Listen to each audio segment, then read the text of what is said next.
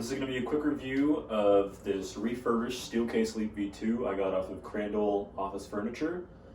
I just got it in today, put it together, and this is a day one review, so please don't use this as an example of a chair that's been owned for some time.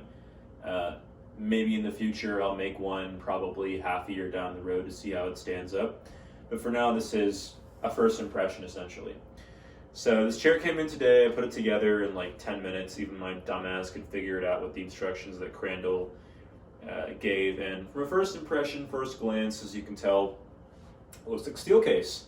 It's got all the Leap features. Everything about it is basically stock Leap V2 with the exception of this back material here, which is what they call a 3D mesh, and they literally say nothing else about it besides the fact that this is what it's called. It has some give to it, so it's some firmness as well, and there is a cushion behind it, so it's not like just a piece of mesh. So I'm guessing this will be more breathable in the future when it gets hotter, which is what I'm hoping for. The cushion itself, it's nice and soft, but it has some give to it. You know, some firmness, I mean, sorry. And they put an extra layer of foam in here, I believe, as well, before they ship it out.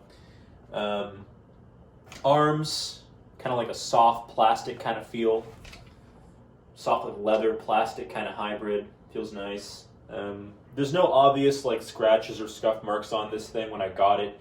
The back plate is actually pretty completely spotless. I don't know if you can't really see from this distance, but the only scuffs I really saw were on the base plate here where the casters are, and like a little scuff on the armrest, but visually it looks pretty brand spanking new, which is awesome.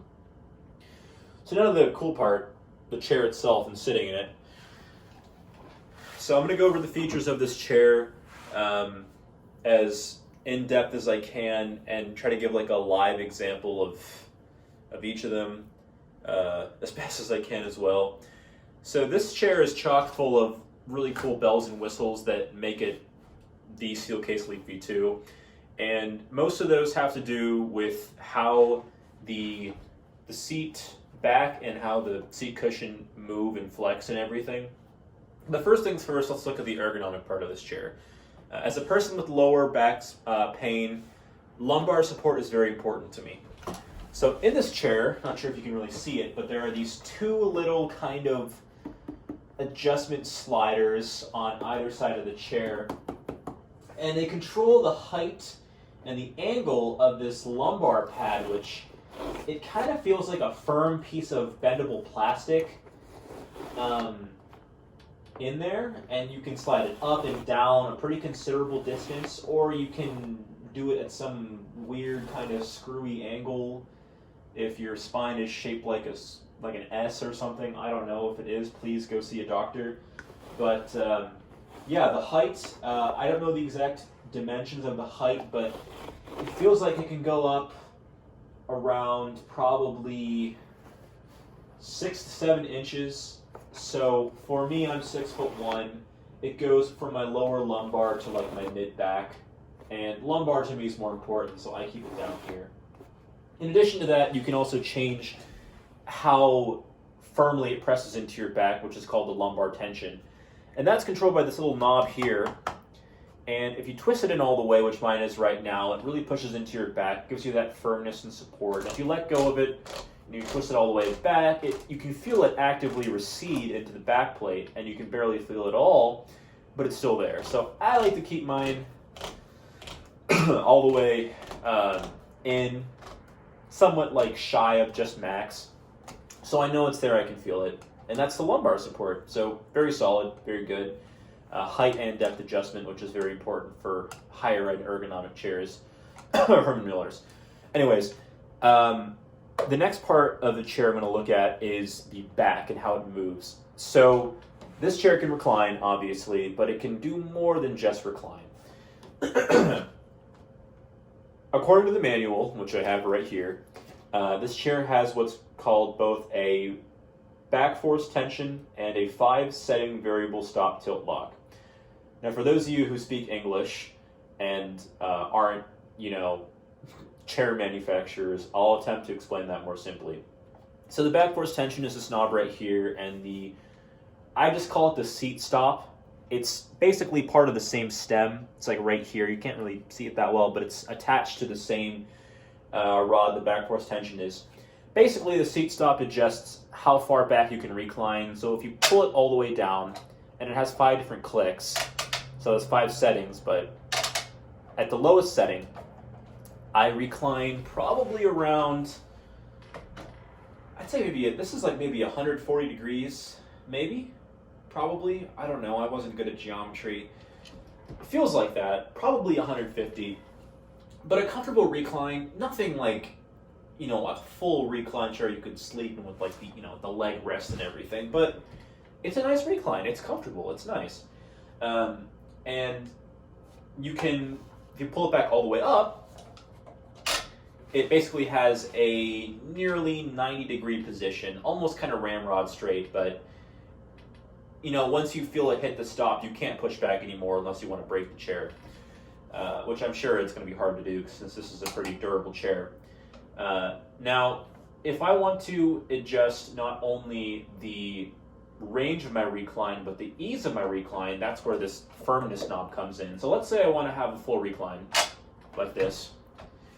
But I want to make it so that whenever I lean back, it doesn't really want to push me back up. Kind of like a neglectful parent. So if you move the back force tension knob all the way back, you can lean back with almost no effort at all, but pulling yourself up is an ab workout in itself. It's not that bad, I'm just exaggerating, but it doesn't really push you back up. But if you put the tension up as high as you want, it takes more effort to push it back, but it takes less effort to push yourself back up.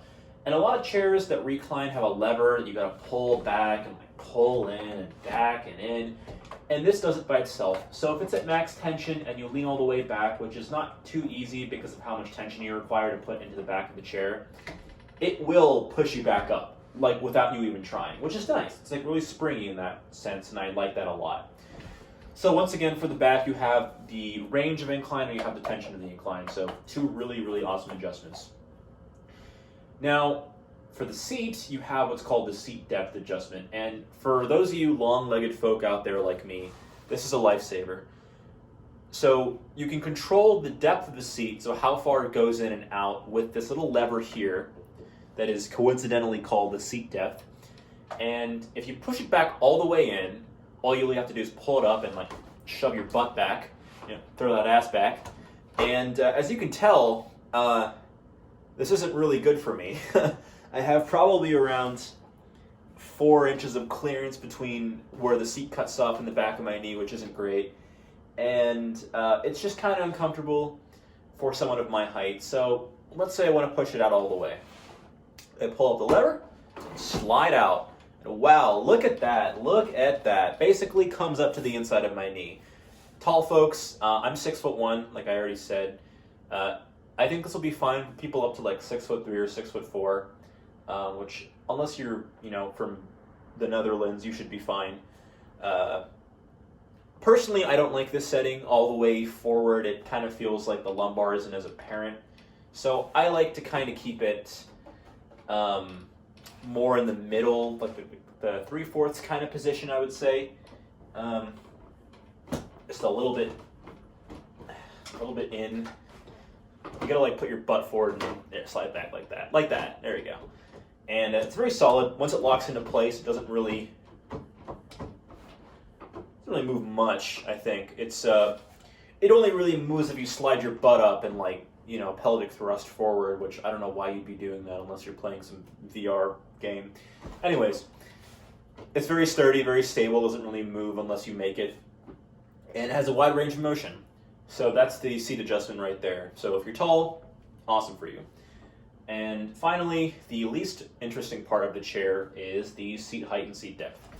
So with this lever right here, you can raise the seat up to its max height of around here. So I'm no expert, and correct me if I'm wrong, but I believe this is the height that those diplomats on the North Korean side of the DMZ sit to make them look tall and intimidating. And if you lower it all the way, this is the height that the South Korean diplomats sit at the DMZ to make them look really weak and ineffectual. So it appeals to doms and subs of all colors and shapes and sizes. But I'm a normal person, so I keep it kind of in the middle. So seat height works totally fine. The gas cylinder is good. It's a standard gas cylinder, nothing special there. Installation was really easy. So those are basically the adjustments of the seat itself. We went over the lumbar tension, height, the back tension, as well as the back range and the seat depth. And then finally, we have the arms. So the arms are one of the cooler parts of the chair that not a lot of ergonomic chairs have all the features that this guy has. So these are called 4D arms. So what that basically means is they can move in terms of length, width, height, and also forward and backward in time itself, which is what I thought they did before I bought this. I'm just kidding. These arms are capable of moving as a pivot, in and out with the width, forward and backward with the depth, and up and down with the height. So almost all 4 dimensions. Anyways, adjusting the height, really simple. All you have to do is press this button on the side right here and just let go of it, and it pushes it all the way down, all the way up, down, up, down, up. Super straightforward, really simple. The other adjustments are the width, which you just kind of pull the thing inwards like that. So it kind of pushes it inwards and you can push it out. Notice that it takes some effort, to push it in and push it out. It's not like super, loose like some people think or some people claim it is. I'm pretty skinny, so I'm not the strongest guy out there, but I have to noticeably, push it in for the width adjustment. There's also the pivot adjustment, which is from the front side. So you just twist it inwards and outwards if you want to, kind of make that all according to my evil plan posture. It, different strokes for different folks, but it works fine for that. And finally, you have your depth adjustment. It's just a forward, backward slide. So all 4 dimensions of ergonomic, space-time, relativity, and these arms do it perfectly. If you are like me and you don't like chair arms because you happen to play electric bass or guitar and you feel like these get in the way, honest to God, these are perfect for that. Lower them down all the way, tilt them inwards or not, and I play a full 34-inch scale bass guitar. You can see right here. And just for those of you it's relevant to, it's totally fine, no problems at all. And one of the things I love about this chair is the fact that I can practice and it feels like it doesn't get in the way. And that was something I really worried about, but for those bedroom guitarists and bassists out there, and mandolin players, this is perfectly good and fine. And I'm really glad the arms can adjust like that. So yeah, essentially this is the Leap V2. I'm very pleased with it. Besides this part on the inside that appears to be rusted, I don't know how important it is, but I will contact Crandall and see if they can follow up with me on that. But everything aside, this chair is great. It's a great refurb. It feels like as new as a new chair could feel. It's really comfortable. I will think I have to break my back into it eventually over the next few days to a week, but I'm really happy with it. I think it's worth the money. I paid $578 for it. It's like $539 if you don't buy the back mesh. So pretty okay price given the fact that it's essentially half the cost of a OEM, and it has some upgrades with like the extra cushioning and everything and the replacement OEM parts. And yeah, all in all, I say this is a great chair. It's nice and comfortable, chock-load of features. You kind of can't go wrong with it, and it fits my body perfectly, and as far as I love it or hate it is concerned, I love it. Recommend it. Crandall, they seem to be pretty solid. BTOD's probably your best other option, but their order volume is so high that they quite literally will take around a month to ship your chair. So pick your poison. I personally couldn't stand dealing with this guy any longer, so I kind of had to go with the upgrade.